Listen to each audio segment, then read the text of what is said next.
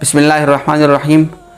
आपस में लड़ाई और झगड़े होते हैं, लेकिन उन लड़ाई और झगड़ों को दिल में लेकर बैठना ये बहुत ख़तरनाक चीज़ है और इसकी वजह से बहुत सारी चीज़ों का बहुत बड़ा नुकसान हो जाता है। घर टूट जाते हैं, रिश्ते ख़त्म हो जाते हैं और दिलों में नफ़रतें पैदा हो जाती हैं, जिससे इंसान की दुनिया तो ख़राब होती है लेकिन आखिरत भी उससे ख़राब होती है। लेकिन जो इंसान बहुत जल्द अपनी नफ़रत को ख़त्म कर देता है, बहुत जल्द अपने ताल्लुक़ात कायम कर लेता है, बहुत जल्द अपने रिश्तेदारों के साथ जोड़ पैदा कर लेता है, तो वो इंसान फ़ायदे में रहता है, दुनिया के एतबार से भी और आखिरत के एतबार से भी।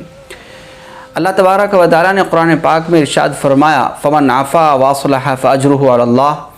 जो शख्स किसी को माफ़ कर दे, जिसने तकलीफ़ पहुँचाई, जिसने दिल तोड़ा, जिसने दिल दुखाया, जिसने हमें गाली दी, जिसने बुरा भला कहा, लान तान किया या कुछ भी किया हमारे साथ, जो हमारे दिल को ठेस पहुँचा रहा था, तो ऐसे शख्स के लिए अल्लाह तबारक व तआला की तरफ से बड़ा अजर है। माफ़ करे और फिर सुलह कर ले, अपने दिल को साफ़ करने की कोशिश करे, तो अल्लाह की तरफ से इनाम है कि फ़अज्रुहु अलल्लाह, यानी उसके लिए अल्लाह पर बड़ा अजर है। और अजर, इनाम, बदला, ये अल्लाह तबारक व तआला कितना बड़ा इंसान को अता फ़रमाएंगे, बस इसके बारे में कोई अंदाज़ा नहीं लगा सकता। हो सकता है कि इसी चीज़ की वजह से अल्लाह तबारक व तआला मग़फ़िरत फ़रमा दे और जन्नत में दाखिल फ़रमा दे। वैसे अल्लाह तबारक व तआला का ये दस्तूर है कि एक नेकी के बदले 10 नेकी दी जाती हैं। और अल्लाह तबारक व तआला ने एक जगह पर यह भी फ़रमाया, वल्लाहु युज़ाइफ़ु लिमन यशा। अल्लाह तबारक व तआला जितना चाहते हैं ज़्यादा से ज़्यादा और इंसान को अता फ़रमाते हैं।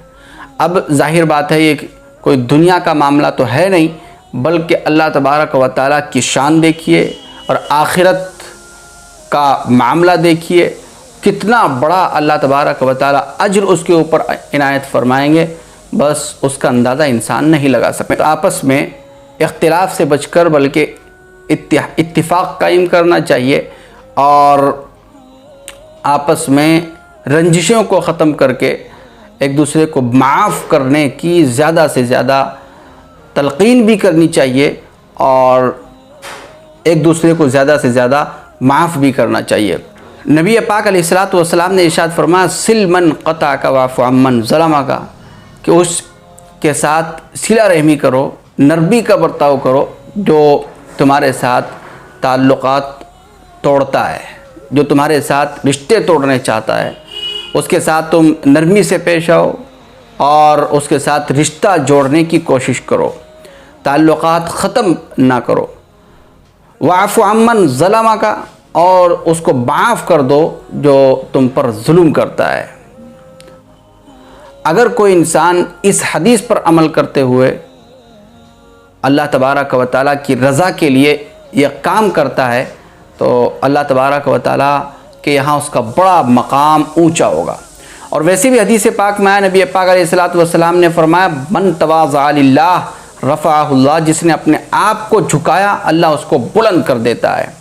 इसलिए अगर कोई गलती हमारे से हो या फिर हमारे सामने वाले से इख्तिलाफ़ हो या फिर किसी रिश्तेदार के साथ या किसी दोस्त के साथ हमारी लड़ाई हो, तो हमें चाहिए कि हम झुककर सुलह करने की कोशिश करें। उससे इंसान छोटा नहीं होता बल्कि बड़ा बन जाता है और अल्लाह तबारक व तआला के यहाँ तो उसका मकाम बहुत ऊंचा हो जाता है।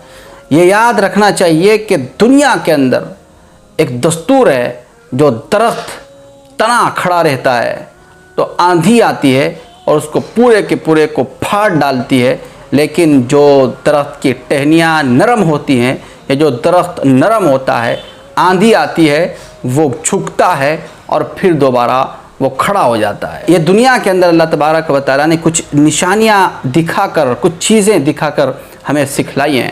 اس لیے جھکنے کی عادت بنانی چاہیے اور معاف کرنے کی عادت بنانی چاہیے اور معافی مانگنے کی عادت بنانی چاہیے. پھر انشاءاللہ اس کے ذریعے سے بہت فائدے دنیا میں بھی دیکھنے کو ملیں گے اور آخرت میں بھی اس کا بڑا فائدہ ہے.